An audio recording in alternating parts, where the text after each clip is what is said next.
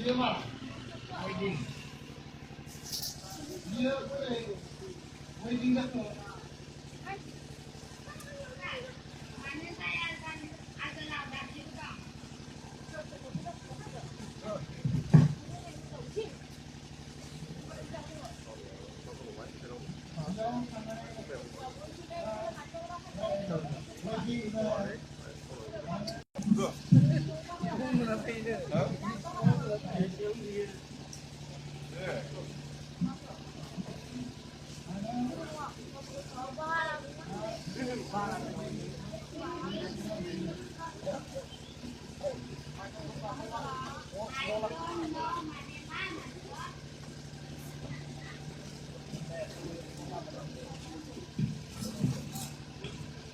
I don't know mana Malaysia.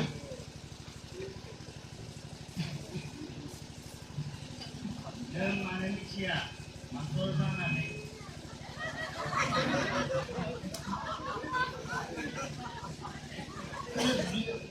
Di mana dia ada dan aku itu bawa si tanah saya.